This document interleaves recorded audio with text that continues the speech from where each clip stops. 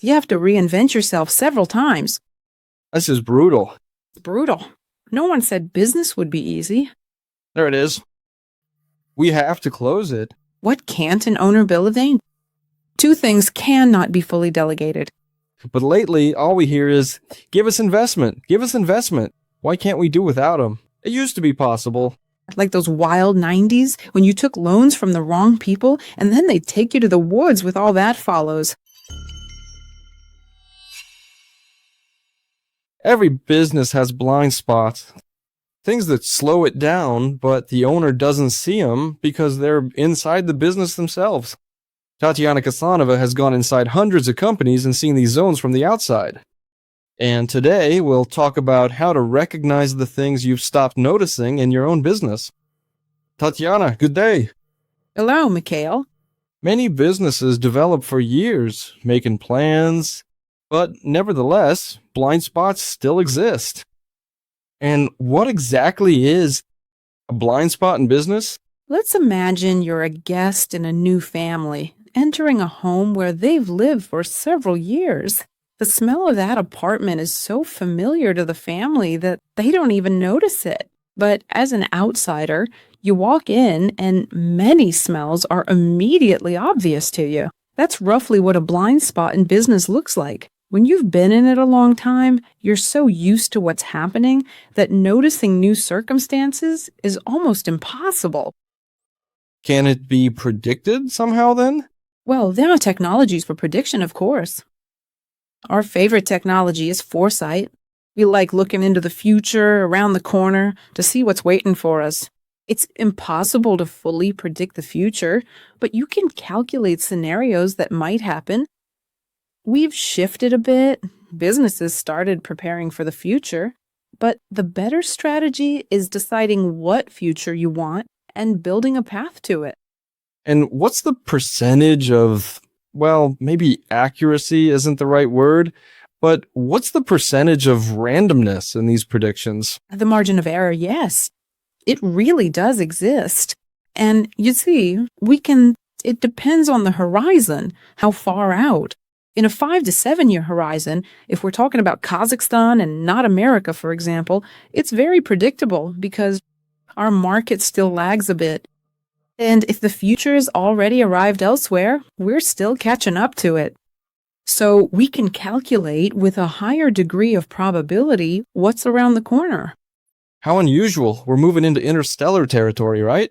The event horizon. I wonder why the owner then, let's say, even if they're experienced, I'm sure that in your experience, you've likely had owners like that who didn't just start yesterday, but already had some options. And yet, how do they still miss it, in your opinion? I mean, they should, in theory, as it might seem to our listeners and viewers. If someone's been in business, they should already account for things they've learned. But nevertheless, I take it they're always blind spots. They're created like black holes in space, and no matter how the ship flies, it'll still run into something like that. Well, in civil aviation, there's a rule. If for a long period of time no incidents occur, even minor ones, that's actually one of the scariest situations when they start urgently sending all the pilots to refresh their knowledge. Because when everything's fine for a long time, your vision gets blurred and you lose that sense of hunger, that sense of sharp hearing, sharp vision. And that's exactly when you miss something very serious. You make a major mistake. Am I right that a successful business is good, but it's better when it's not quite successful, or so it can be better? Well, it really depends on what we consider a successful business, because many successful businesses actually know how to maintain this feeling of eternal hunger, because they are constantly exploring. Some even start several at once. Startup companies, teams within themselves, to monitor what's happening in the market. And they have that exact feeling all the time. So you see, we started talking a bit at the beginning about what counts as a startup. Some startups have been considered startups for 10 years now. But that startup feeling is actually not bad, considering that the market is changing rapidly. When you walk into a company for the very first time, how long does it actually take you to spot the specific issues that the owner hasn't even noticed for years and years? I'd love to give a very clear answer to that question, but the problem lies elsewhere.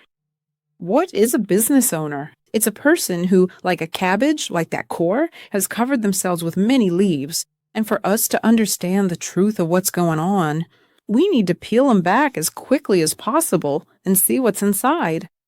So, the speed at which we figure out what needs to change, what the key constraint is, depends heavily on how tightly the owner holds on to those leaves and won't let us open them.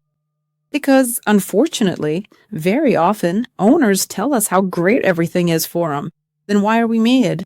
It's like going to a doctor's appointment and saying how perfectly fine your health is. And my head hurts a little bit, but that's just how it is. And instead of laying out the truth, the ugliest part, the kind of thing that makes even you cringe, for some reason, the owners try to show us this pretty picture. And the faster we get behind that picture and find the actual truth, well, sometimes it happens quickly. Sometimes the owner arrives already prepared, and this atmosphere, sometimes 2 hours is actually enough. But there have been cases where, honestly, for 6 months, you keep learning new things. Now, you said that Kazakhstan is lagging behind. You're comparing it with other countries. What about the blind spots there? I mean, what's the approach, the difference in approach, let's say, over there versus the approach to closing those, well, gaps? Do they not care, or do they do it faster or slower? Or maybe it's completely not black holes, but orange ones, and they look totally different, and their structure's different.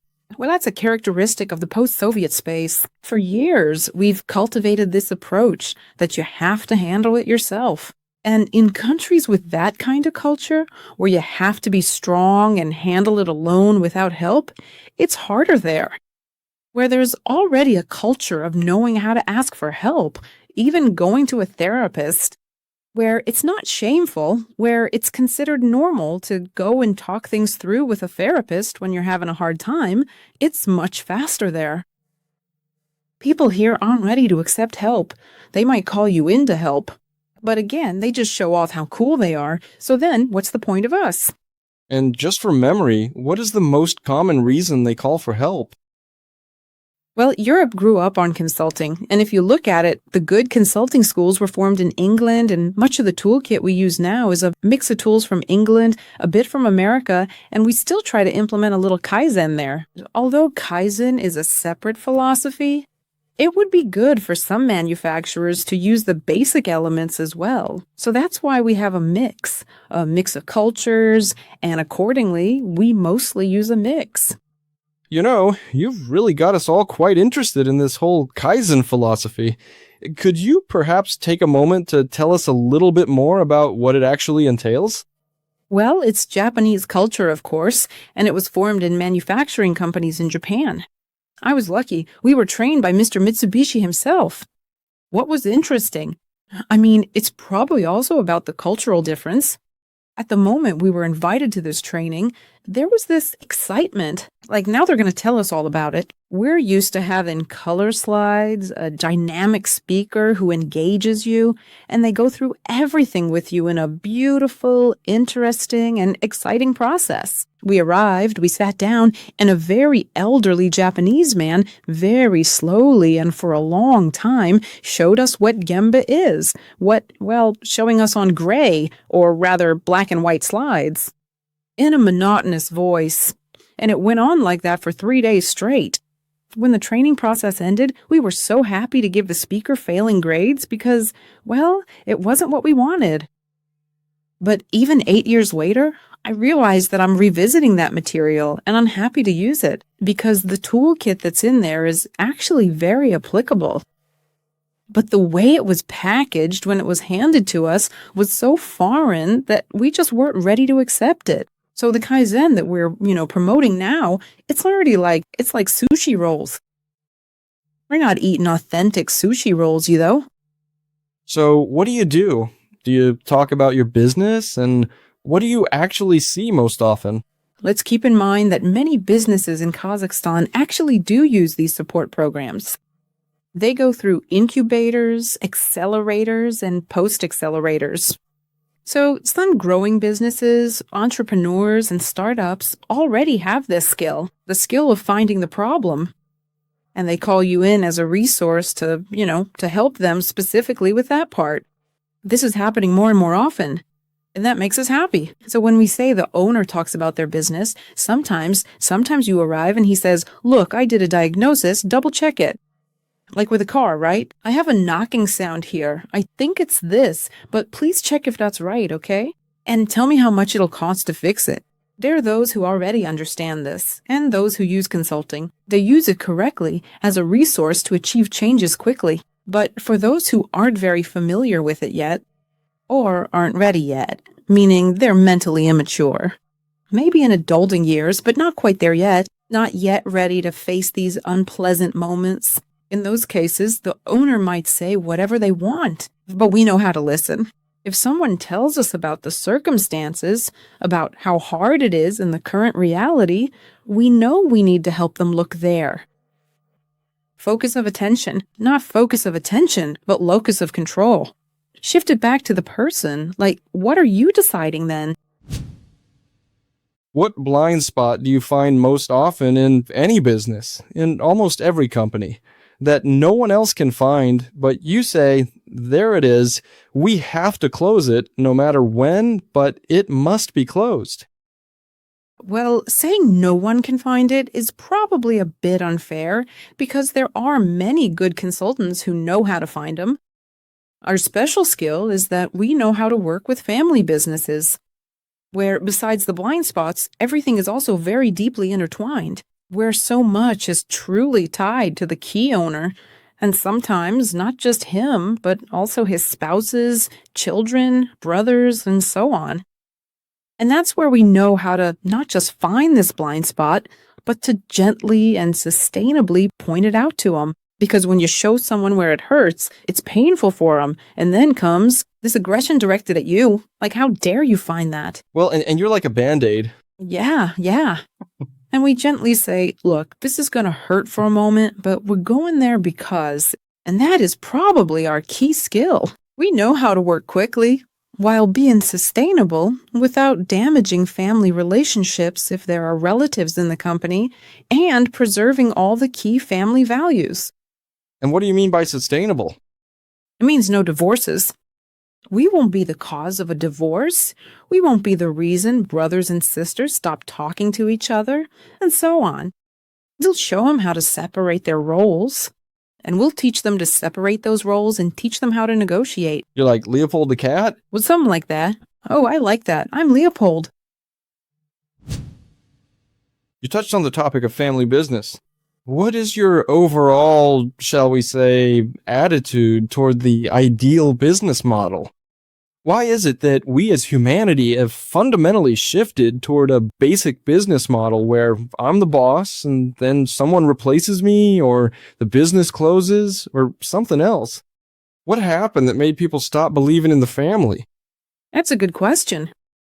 I don't quite agree that they've stopped believing in the family, because after all, well, let's say you're a business owner. Why are you doing it? Isn't it so that the family benefits? Isn't that the whim? To support the family. First and foremost, yes, so the family benefits from it. And while you're young and full of energy, that's one story. But then we have so many businesses where the owners are already over 60, and their energy level starts to fade, and the question arises, who will take over, right? And so on. And not every child is actually ready to take over because there's no culture of succession and no culture of letting go and trusting completely. Very often they hand over a piece but still keep their grip on it. So the children have seemingly taken over, but they aren't given full freedom of action, and you can't grow in that environment.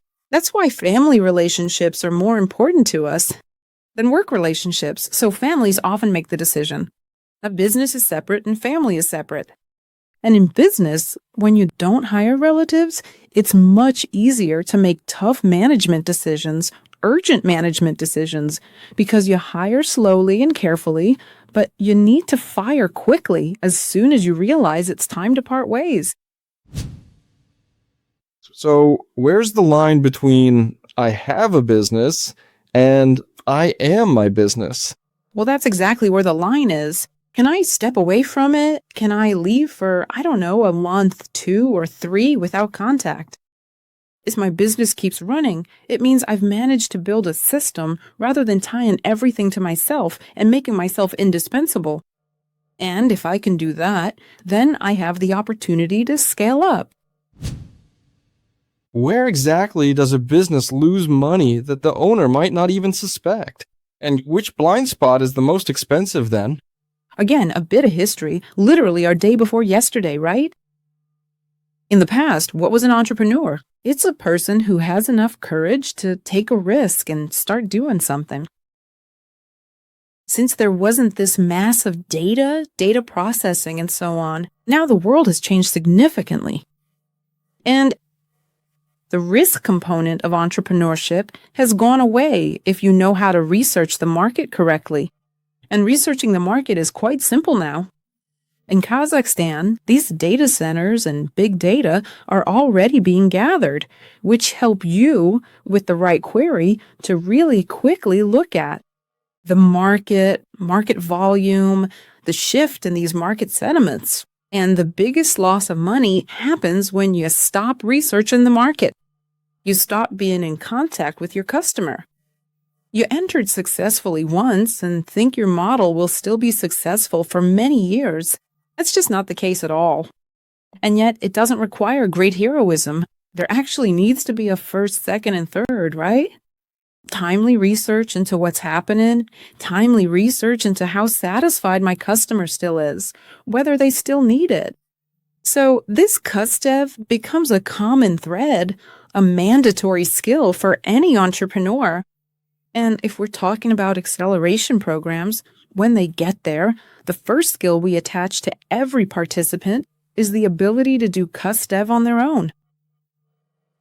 You can order CusDev. You can go to a marketing agency or, to our consulting agency and order this research. It won't be cheap because quality CusDev is, after all, direct contact. It's a conversation with a real person. It's not questionnaires or whatever. It's gathering these observations. And the more thorough this collection is, the more time it takes. But a large amount of money is something either already stable companies are willing to pay, meaning medium-sized businesses and up. And startups often don't like this CusDev because you have to go out, communicate, and it's not always a pleasant process. And this is the skill that actually helps you understand whether you'll have money at all or not. Because you're right, you can create a huge amount of activity and yet have no income, breaking even all the time. It's like we're all tired, we're even all happy, but what's in your bank account? I like how you said that it's such a process. It's not a cheap process. It's like involving several specialists at once. I remember how some managers of small companies, they're like, okay, well, I need, say, this project manager, and he has to do customer development alone. Alone? He's just a regular employee. And he has to do all this customer development himself? Well, how much of a, let's say, nonsense is that? That's a very scary story because he will do the customer development, but he'll do it with exactly the level of involvement that he's ready for. And it's not his business.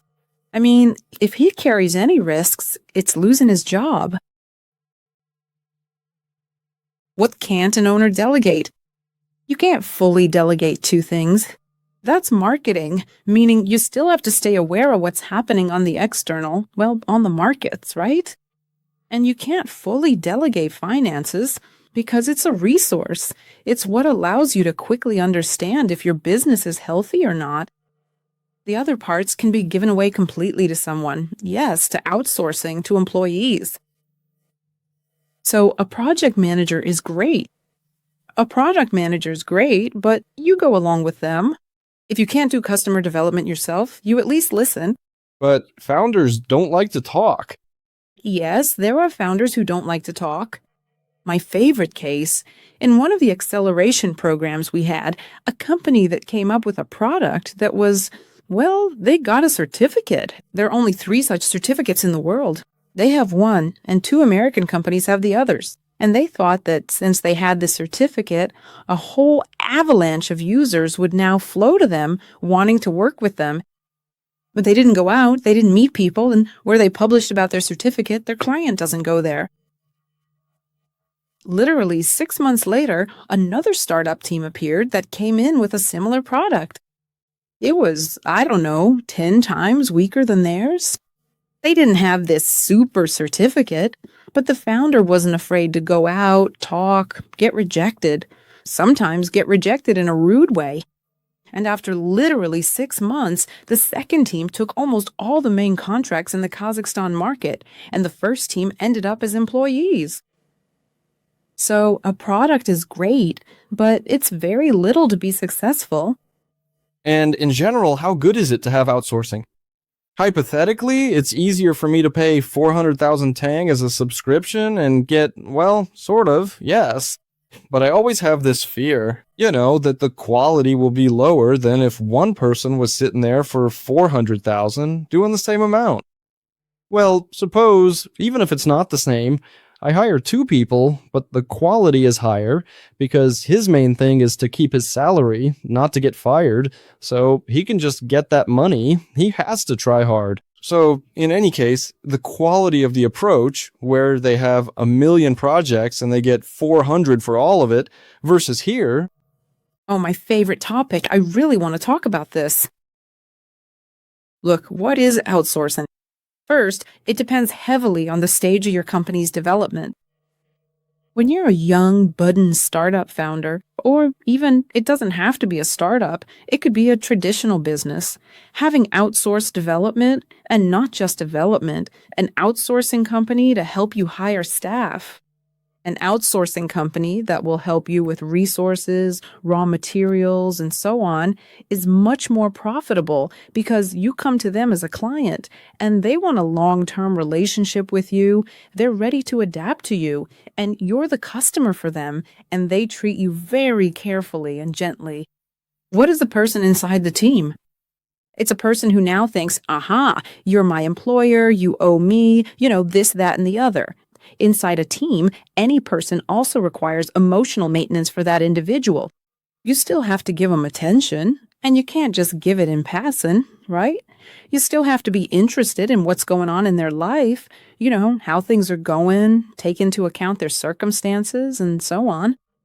So let's be honest, if you want to move fast, you move with outsourcing, and you switch the outsourcing if the current one stops being a good fit for a new one. I'm sorry, let me add some things. So, what's stopping me from being a CEO of a company and having nothing but having everything outsourced and even doing something for my own clients? What's stopping me from living like that altogether? Yes, exactly. And you've seen that some startups live exactly like that for a while. And it's not a bad thing, actually. It's about having an entrepreneurial spirit. Don't grow the team as long as you can avoid doing so.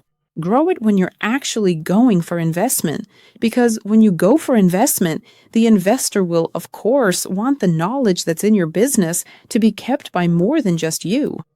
And there, of course, key positions like CTO and CMO must be filled within the team. Then we start forming our own team. But even then, there might only be a team lead who will then order that development from an outsource, if we're talking about development. Interesting. So it turns out you really can live like that, because I've never seen anything like it. For some reason, unfortunately, we take a completely different path. People here try to hire a big team right away. And then with that team, sales might be like this, but the team has, 15 people, and you're just, that's a huge burn rate, right? And you're carrying all that on your shoulders, and instead of having that agility in your market moves, you're busy managing 15 people. I've never seen so much outsourcing being used. I get outsourcing accounting, HR, or some legal matters. That's logical, let's say. It's even more than logical in some cases. But for there to be a CEO who had money, let's say, even without investments, and he just pays this one, that one, and those ones every month for outsourcing, including, say, development and other things. And that's how he lives. I've never come across that. Have you seen that? Yeah, I know many such models, many conditions. Let's just say, yeah, about 30% of our market lives like that. And now, those who know how to live like that are also replacing many people with AI agents, with robots. My favorite example, the Almaty fan plant, which replaced its entire welding team, for example, with robots, and now those robots work 24 hours a day there and make perfect products without waste, without defects, without reworks. Of course, you have to be able to adapt to this. When you have a team, you still have to pull them along, retrain them here and there and so on. And it's not about being bad. I mean, these are different business models, but you have to see which business model fits your case and be able to restructure that business model in time. But can you just take an ideal business model and with minimal, as they like to say in Kazakhstan, with minimal investment, start a business? Is there such a thing as an ideal business model? Or is it all just a bluff and a myth? No, it's not a bluff or a myth. And there are many such cases. They're simply called a well-proven business model that's clearly described and that you can take and use for yourself and also make money on. It's called a franchise. So when you buy a franchise, you're actually paying for a business model that someone has already built for you. Someone has tested it and told you, look, this is how you'll do it. It's very simple. Unfortunately, when buying a franchise, many people ignore that package of documents. A franchise always comes with a package of documents, how to properly set up business processes, what to say, what not to say, what to wear, how to even arrange the furniture in the office, the infrastructure. I often see someone buy a franchise, not follow it through, and then wonder why it's not working for them. That's why it's not working. You broke the business model.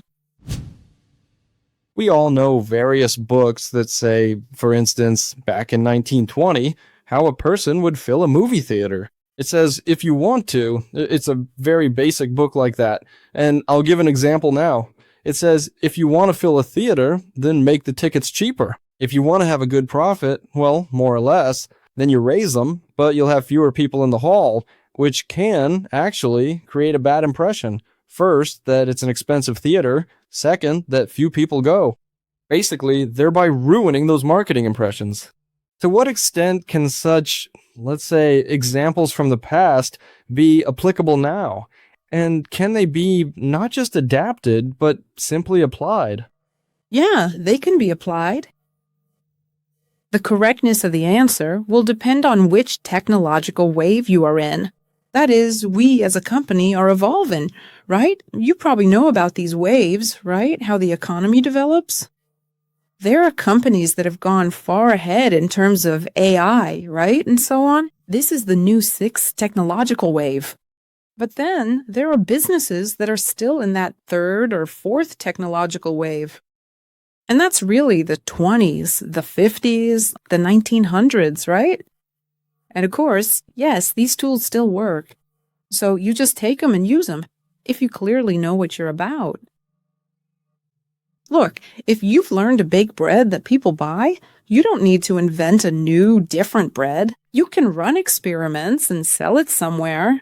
But as long as people are buying this, developing a new business model costs money. Your task is to sell as many loaves as possible in their current form to earn as much as possible from it.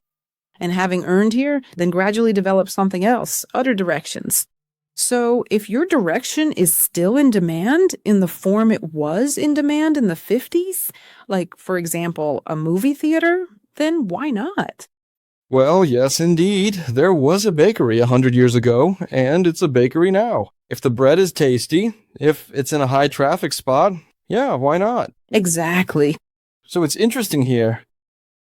And if we talk about business processes that are simply broken, like there's some clear structure, some chain, and it's broken.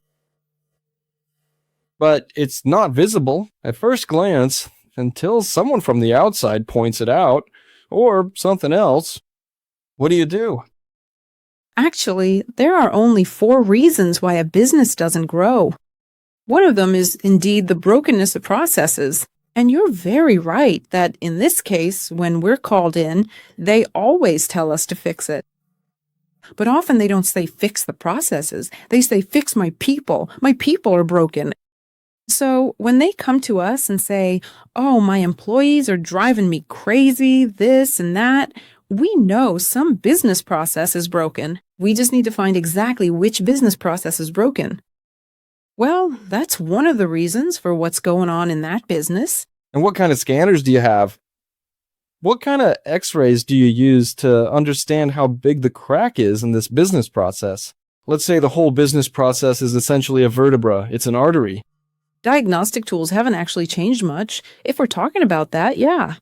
Why does the consulting business sometimes start to lag? Because many diagnostic tools still work, so there's seemingly no point in changing them.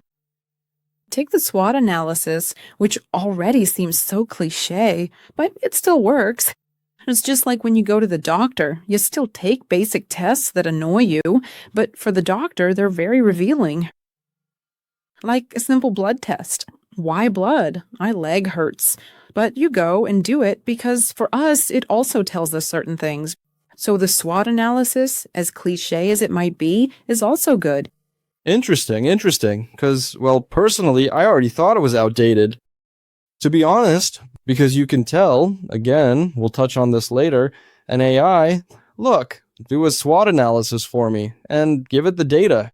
Well, okay. First, I'll prepare it for it, then I'll give it over so I don't have to do it myself. But nevertheless, it feels like a pretty outdated approach model, specifically the SWOT analysis.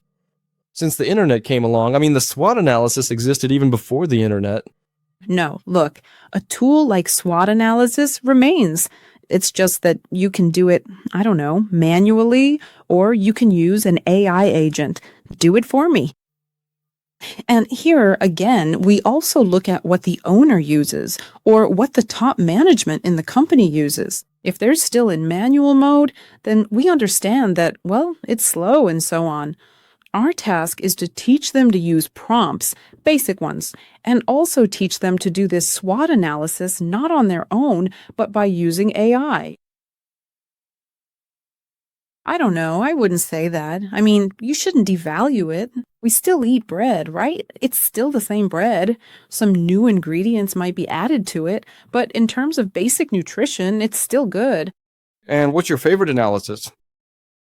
We've learned first and foremost to look at what the owner tells us, and we've learned to truly listen and hear. That is, what exactly he wants to tell us and what exactly he wants to hide from us. This is probably the core of what we're doing right now. Then we double-check it using standard tools like Porter's 5 Forces and so on, including competitive analysis. But first, the very first step is to listen closely to what the owner and top management are saying. So why is it that cleaning things up in a company, focusing on what's already there, is often more profitable than chasing something that might lead to a loss? Well, that's actually a very fair point, because with what you already have, you already know the market. And you just need to adjust a bit, like, do you build a new house or renovate the old one? If it's built well, if the skeleton, of the house is solid and strong, then adding that meat is much faster and will lead to profit sooner than building from scratch. If the skeleton is weak and shaky, then sometimes, of course, it's easier to just tear it down and say, okay, that's it, we're done here, let's start a whole new chapter. Even in large companies, whether in Kazakhstan, Central Asia, or abroad in general, like we see in America with both popular and not so popular companies. When a company suddenly starts saying, hey, let's do this too, and let's do that, and let's launch this product and that product, what do you tell them? Do you say, guys, wait, hold on, don't do that? Or do you just say, oh, okay? That's a very fine line, because sometimes the consultant themselves starts to get carried away. Actually, allow is a tricky word here, but how many directions a consultant should let a company take depends on the resources and the strength that company has. Because if you're full of energy, if you have the resources and the ambition to push forward, then the consultant's job isn't to hold you back, but to help you advance, to guide you, on that path, so you can keep moving forward as fast as possible. That's the right approach. On the other hand, sometimes when trying to patch holes, you scramble and go back and forth. It's like, standing at a crossroads. If you go right, you get one thing, but you'll lose something either way. And some owners just keep scrambling like that, and in the end, they don't get anywhere. And our job is sometimes to say, okay, that's enough. You need to make a decision and pick one path. Yes, you'll lose out on something regardless. But until you actually start down a path, you're not going to see any results at all. You'll die right here, like that donkey. Remember, the one that wavered and ended up starving to death? It's the same story here. So the multi-vector approach a company can take depends on the resources it has today and its ability to attract those resources. Very often, you don't even need to have your own resources. And yeah, this whole outsourcing thing, knowing how to use other companies' resources, maybe connections or whatever else, it's a great tool. Well, for instance, let's take the simplest example. Apple, for example, they make phones, right? Smartphones, they make laptops, they make computers, and then suddenly VR goggles, suddenly a car, suddenly something else. Or those popular Chinese companies that also start branching out. In the end, how does it finish? We shut down that division. It's losing money. The losses hit not just them, but the entire brand. That's the kind of thing I mean. And we want to say that they were wrong, but we learn from mistakes, Nobody learns from success stories. We only learn from the mistakes that we've made. So starting a car division and then closing it down, that's actually a great business approach when you realize it's not for you and you need to shut it down in time. You'll definitely gain some insights from it that'll help your core business become tougher and stronger.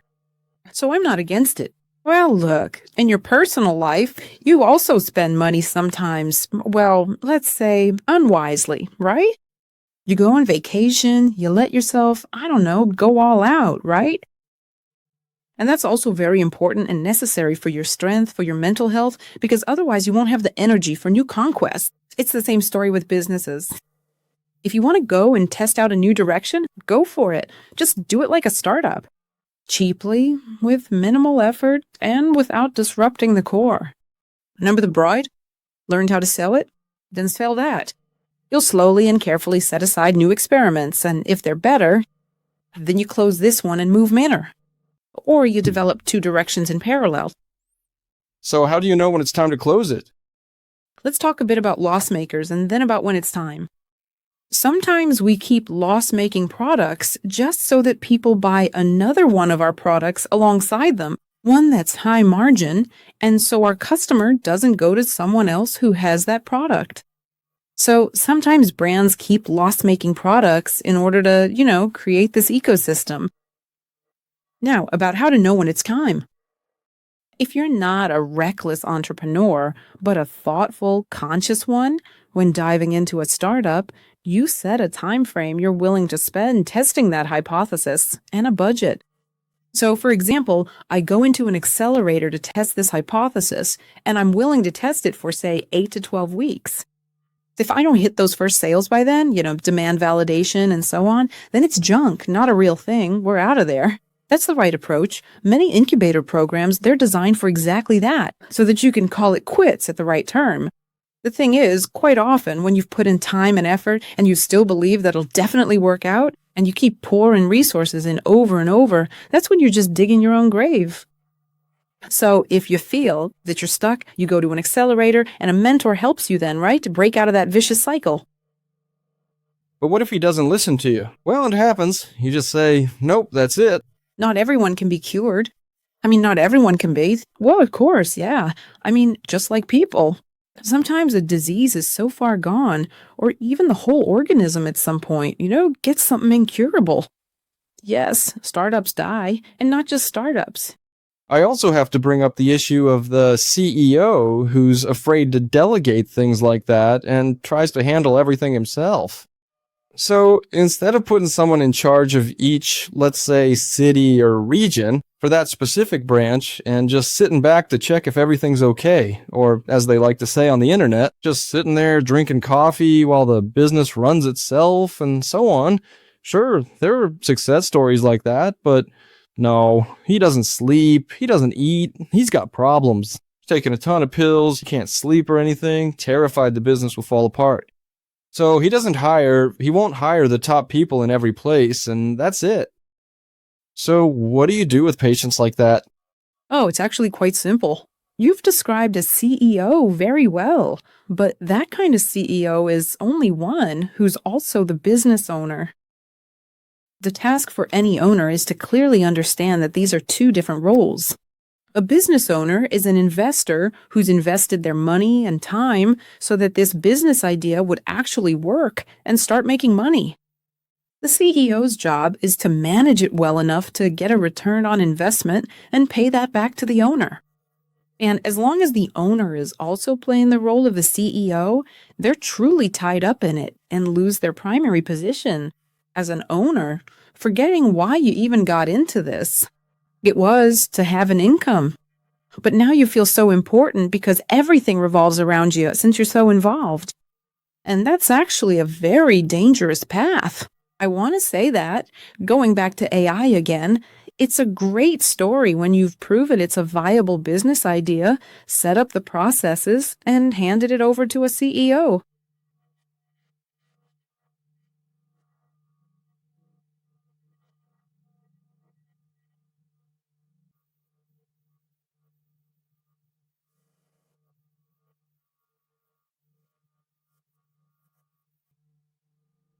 And another really cool thing I'm testing right now is when you hand that CEO role over to an artificial intelligence.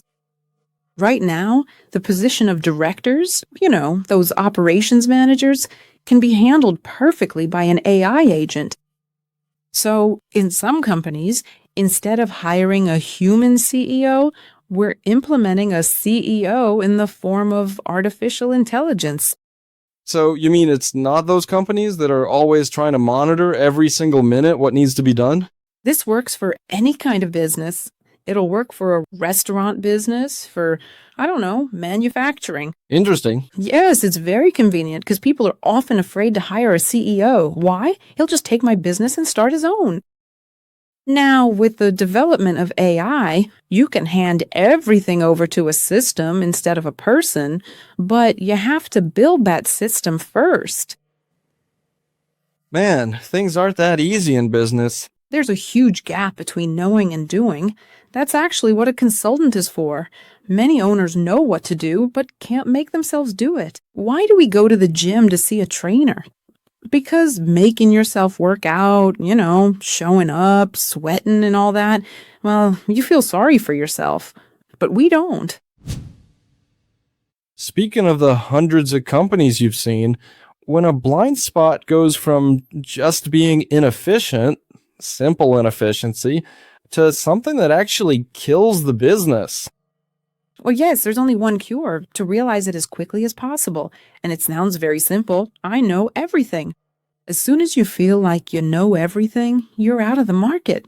The more you think you know, the faster you leave the market. And then what? Well then, as soon as you feel that I know everything, I'm smarter than everyone vibe, get back to school, start learning, and realize you're wrong. You can't be smarter than everyone. Well, it's impossible to know everything. And when you know everything, you forget to keep an eye, again, on the changes, and they are critically important right now. Sometimes it'll last your lifetime. I have companies that say, Tatyana, I don't need it. This is enough for me. And I see that they're right. We have a construction company. They build great things. The owner's older, and we tell him, let's grow this way, let's grow that way. And he says, no. The kids aren't ready to take over. There's no one to leave it to. So all I want is for it to stay exactly as it is while I'm still here and in charge. After that, let others do it, those who are actually interested. I've got enough there for my next 10 to 15 years of active work. Is that mostly a fear? No, it's not a fear. Then what is it? Well, it's not a fear. Sometimes at a certain point you've already reached. Well, you've fulfilled all your dreams. Look, what's the danger of investing? It's that when you get money, you stop being hungry. Especially if you've made big money, you've covered your basic needs. I mean, why do you want a business? To earn enough for a nice home, cars, travel, and all that. Now imagine that you've achieved all that. For this next phase, this new push, there always has to be an answer to the question, why? Why should I build even higher, even bigger, when I've already educated my kids? They all have apartments, everything. So where else is there to go? I've seen the whole world. What's next? So that's what I'm saying. There's always that question, right? You've heard of Tinkoff, right? There's also a certain disappointment when he said, well, there it is. It's like, suppose you wanted to build the tallest tower in the world. You kept building and building, and you reached the stratosphere, and then you're like, well, it's pretty nice overall. Yes, but why go further? Exactly. Why go further? It's outer space. There's no air up there. Is it worth building?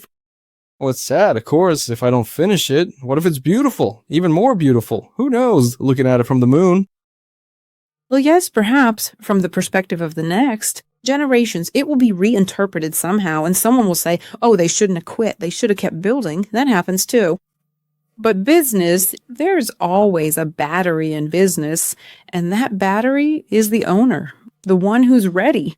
Or it's the board of directors, something that drives and develops it as long as they have an interest, developing, capturing new territories, new segments, and new market shares. Then yes, at some point, truly, I have a lot. I have enough.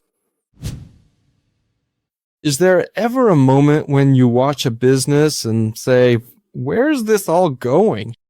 Oh, Speaking globally, let's look at it from 2 points. First, sometimes you see that the owner's going completely the wrong way. You tell him once, you tell him twice. Look, you're about to fall into an abyss. He's not ready to listen, and he really will fall. You can't stop it. You can't forbid a person from ending the story like that. That's the first point. Where's it all going? The second point, do I ever get scared? The speed of change, yes, I do get scared. You saw OpenAI. They even wrote an open letter asking if we should slow down the development of artificial intelligence. Because if you remember, we said at the beginning that even the labor market situation changes every 3 months. And what we have now, and if we were to predict what will happen in another 3 months, then for employers, on one hand, there'll be a wide choice of employees, of workers. But are we ready for a large mass of displaced people who can't find employment anywhere, right? Except as couriers and such? And this also affects development. I mean, professionalism degrades in the end. Are we ready as a culture, as a society for this? I think not. And that's why I'd sign the OpenAI letter. I mean, yeah, I'd slow down because I feel like we're not ready to manage this yet. if someone were to come up to you right now and ask you a really important question, let's say, for example, it's a business owner looking for guidance, where exactly would you start your answer, and where would you eventually end up? Go ahead, take your time, and give them some solid, actionable advice. Ooh, advice, especially if it's unsolicited, is a very slippery slope. So here's my advice. Don't listen to advice if you didn't ask for it yourself. And if you feel like you need help, don't try to be a hero. Go and reach out. Not even for advice, but just listen to what the possible scenarios are. The decision is still yours to make. You're responsible for the result, but, don't be afraid to ask for help. What exactly is a blind spot in business, and why don't we see it? Well, that's why it's blind, because looking at yourself is sometimes very unpleasant. After how many minutes does a consultant usually see what a business owner hasn't noticed for years? Sometimes it's visible right away, obvious from the start, like remember I said the smell in an apartment? Sometimes it takes a few weeks. What blind spot is found in almost every company? A reluctance to collect the metrics that are needed for the business. If someone thinks, I'll just leave for 2 weeks, will the business keep running or will it come to a halt? Oh, that's actually a great litmus test. You just pack up and leave for 2 weeks. Whatever collapses while you're gone, that's what you deal with when you get back. You fix the system. So I strongly recommend that all business owners actually take a vacation. Step away from the business for a while, at least 2 weeks, to find what's breaking. Speaking of the business owner, the ideal business owner, not in terms of who they are, but because it might really seem to our listeners that a business owner is sometimes the CEO, sometimes not. So who is the true business owner? Exactly how you interpret it. And how do they differ from not the owner? Oh, look, there are actually several different models of owners. But let's take Elon Musk. I mean, you can't say he's slaving away from dawn till dusk, but he's still involved in his business. If you, as an owner, dream of stepping away from operations and never dealing with the business at all, then change your whole paradigm. Become an investor. Don't be a businessman, be an investor. And then you just provide the capital, watch what happens, run experiments on different platforms, and then, yes, you're not involved there. If you want to influence something, an industry, or, the state of things, then you're an owner who's involved in that business. Why don't a founder's strengths see that they've become a bottleneck? Well, because they're strengths. I mean, where you're strong, you don't even suspect there could be a weakness. We always think that strength is just strength. Sometimes high tension is exactly what breaks the fastest. Where does a business lose money that the owner doesn't even know about? Well, 30 to 40% plus in sales can be found simply by double checking what's going on in your sales, like how your people answer, how they greet the client, how they handle onboarding. So those first magical increases in cash flow can be found very quickly. When does a blind spot turn into something that kills a business? Well, when you decide that you know everything. Is there ever a point when a business problem is too late to fix? Yes, there is. There is. Here's another point then. Yeah. Investors, when they invest, don't just invest in a business idea, often not in it at all, but in the owner, the founder. Because a strong founder is someone who knows how to solve problems. And when faced with some limitation or problem, they look for ways to overcome it. Now, it's untreatable when the owner has lost interest in it, in finding ways, solutions. Like they're done playing. That's it. So there's no point. Close that chapter. As long as you have that burning desire, what if we do it like this?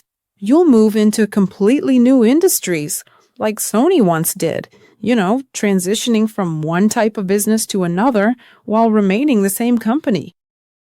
How do you learn to see blind spots in business on your own? How does a dentist learn to treat their own teeth? Well, damn, you can, but it's probably not very convenient. How do you distinguish I am controlling quality from I just don't trust the team? It's a fine line. Truly, a fine line.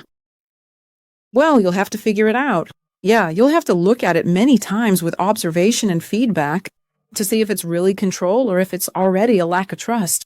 That's exactly the hardest thing to find when I talk about the cabbage.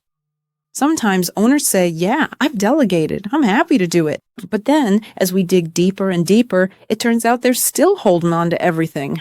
They just hid it, veiled it so well that you don't realize it right away.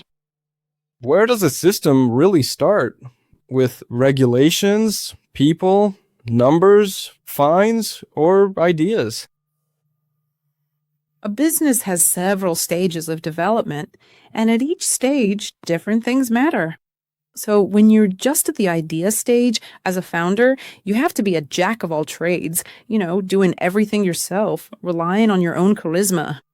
But once you've made sales and it's happened a few times, a pattern starts to emerge, and that's it. That's when you need to build a system. And here, the system is really about the desire to formalize everything into a system. And you have to completely change from being that one of the guys who led everyone by example. Now you have to turn into a tough watchdog and say, no, we're doing step 1, 2, and 3. And that's where the system begins, with the ability to shift from one model to another yourself. Then, when you reach the third stage, scaling across different markets, you have to become that founder who leads everyone again. Can you imagine how hard that is? You have to reinvent yourself several times over. That's pretty intense. It is intense. Well, nobody said business would be easy. And to wrap up this episode, I was wondering if you might like to take a moment to address our listeners and viewers directly and perhaps share one final meaningful point or a piece of advice you have for them. We would really love to hear your closing thoughts. I have two. First, don't be afraid to raise money, other people's money. It's a resource. It's your strength. You'll grow faster that way, personally too. Knowing how to work with investors is very important. And second, only go into entrepreneurship if you have a desire to change something seriously, to make an impact. Because if you're just in it for the money, you can make plenty of money these days as a top professional, as an employee. And it's much easier. You get to sleep at night and save your nerves. So only do entrepreneurship when you really want to start a revolution in some field. A blind spot isn't dangerous because it exists. Everyone has them.